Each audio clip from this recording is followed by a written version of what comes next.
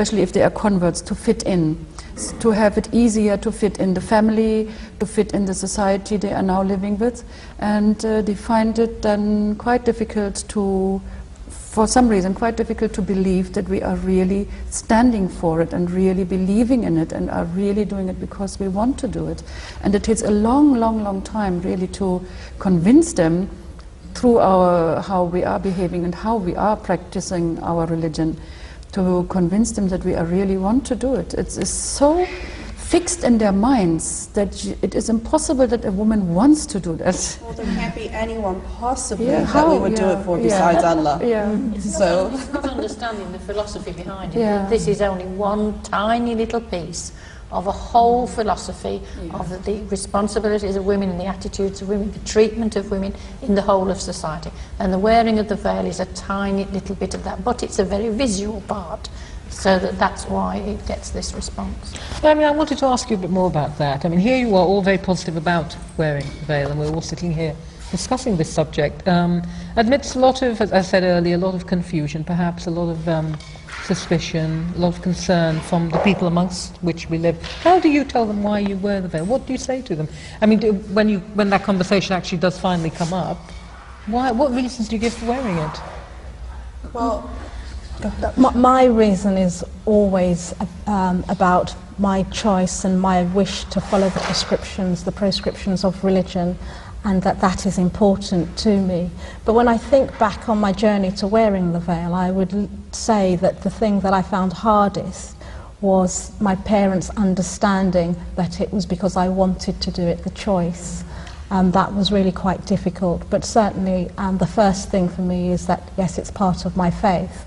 Secondly, it's my announcement that I am a Muslim, and I'm not going to go to the places that people may want to invite me to if I didn't have my headscarf on. So those are the reasons why, and I tend to explain, really that's my reason. But when they say to you, you know, so you're Muslim, but so why do you have to do this? Why do you have to look so different? What do you say? Safia, what do you say to them? Well, first I'll explain a very, very basic about what the Quran says, and explaining about covering our beauty and covering ourselves, and that we all do it in different ways according to what we feel is right and the way that we're taught. But I also add to it, I tend to say that I do it for my children. I want my children to be very comfortable with being around it, having their mother wear it, understanding it.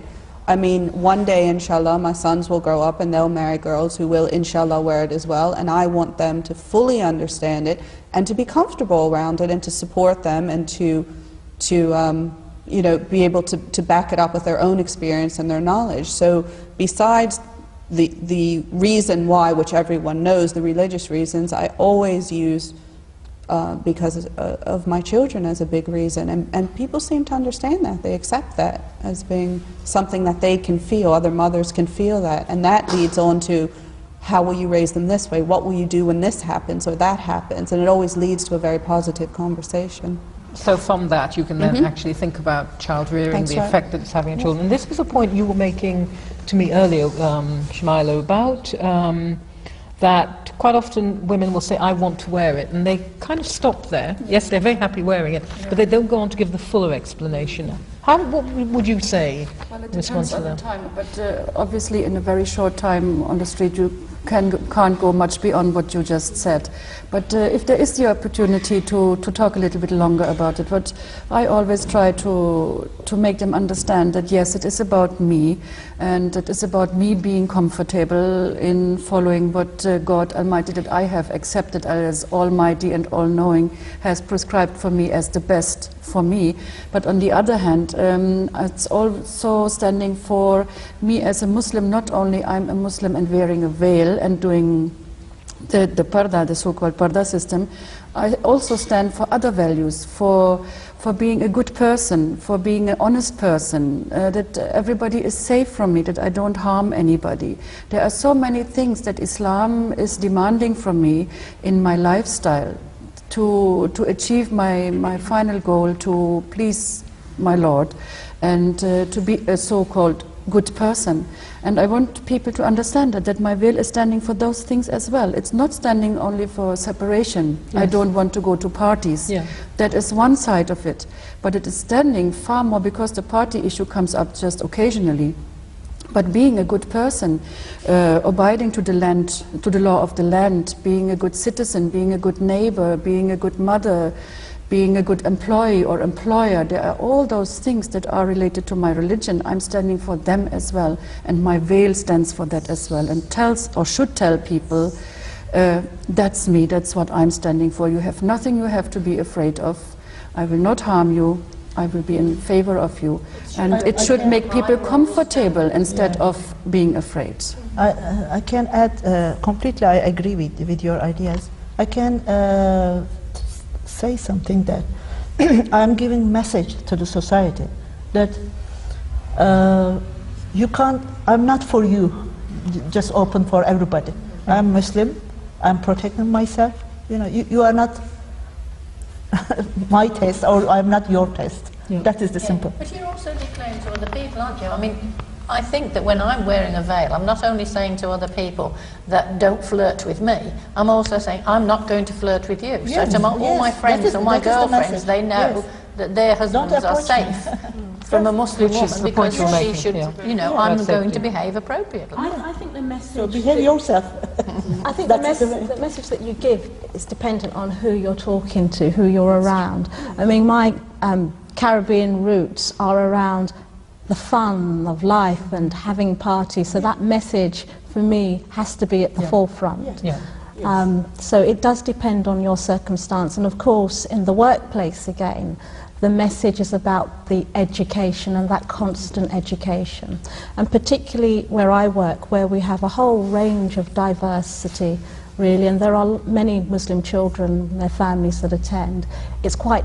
You work with children? I work with children, and it's great for mothers particularly to come in and see somebody else, you know, working, who is wearing her headscarf. That really is quite reassuring, I find. There's a sense of confidence as well. Absolutely. That I'm doing this, and there are other people, and we're not alone in this. A lot of people who are like us. I mean, it kind of moves me to another question I particularly wanted to ask those of you who've converted to Islam. And something about really your journey in that conversion. I wonder, did you start off by wearing the scarf, or was that something that happened gradually? And what did your families make of that? You converted in Germany. I converted 25 years ago, and it was a gradual journey. It was not totally abrupt. There was an abrupt change in my life, that was there, yes, but not to the full extent of wearing the veil. That came over the time by meeting people, having conversations with people who are wearing the veil, and by valuing and seeing the development of my own Western society, where they were traveling, what was their journey and their moral state as well. And maybe not that much 25 years ago when I decided to wear the veil, but the further the journey progressed in the Western society, you could see it more and more, that the negative results of not wearing the veil, they become so obvious. Now, if we read the newspapers nowadays, yes, we are with Islam all time in the news, but if you go to the next page, you have the news for all the illnesses in the society that develop so rapidly and spiral out of control that everybody is crying for a solution, but they have the solution in front, but they don't want to use it. So you started, because I think you were born in what was East Germany. East Germany. Yeah. And of course, it's a very different society after the breakup of the division between East and West. So you started gradually. I started gradually, yeah. So, and I think, Michelle, you were saying the same, that you started gradually as well. Yes, I started gradually, and the reason for my starting gradually was because my grandparents are staunch Pentecostal Christians, and for them it was an absolute outcry that one of their grandchildren is a Muslim, and it was very hard for me to face them. And one of the things I used to do was just to slip my scarf back a wee bit if I got, when I got to the front door, and it took confidence to keep the scarf on my head. And the first time I kept it on was because I'd purely forgotten, And then I realised it actually wasn't that bad. And what about you? Because you've come well, it's been 35 years ago, so that's taking me back a bit while, and I think I also started gradually in the style. I think I used to wear an ordinary head square and tied under my chin, which a lot of English women used to wear at that time, and that may have, you know, modified over the years, but I think I didn't find it too difficult. I was in the north of England, and I think more women did cover their heads in those days than do now. But what was the reasons for you all kind of moving up? What, you know, I mean, you could have stopped there. You wore your headscarf. I mean, you'd converted. You just converted. What was the reason for actually increasing the amount to which you covered? I think it's faith, really. I think it's the confidence that builds when you are deep in faith. And I think what I've noticed is that the covering gets heavier as the faith grows. And there are times when you're struggling, but then, you know, you get your faith and your headscarf, you know, gets tighter. I think an advantage that we as converts are having to those who are born in a religion, we struggled to get there. We questioned everything. We were on search and we looked for the answers, and then when we found the answers, then we made our decision, and this struggle became a part of our life. We are still searching, we are still looking, but on our way, just as Michelle just mentioned, when your faith grows, you have a living relationship with your God, and God ensures you and He rewards you, and everything you are doing on the way towards Him, He grants you assurance, and He grants you His love that you can clearly feel and see. Somebody who is in faith can see it. And that gives you so much strength that over the time it doesn't really matter anymore what people say. As long as you are having the peace in your heart and you feel and you know you are on the right way. And I think over the time then you start to get to progress. I think it's in human being embedded, in their genetics embedded, that you want to progress. Because stagnation, you even find it in the wise words of people not related to religion. Stagnation is actually that you are going backwards. Nobody wants that, everybody wants to progress. And I think that's in practicing the veil as well. And that's the point exactly that Michelle's making. And I think what you both raised is another level, which is we've talked about the practical aspects of wearing the veil, about the fact that it's a statement of being a Muslim. It's a way of getting people to think about Islam and ask questions, if they're going to ask questions.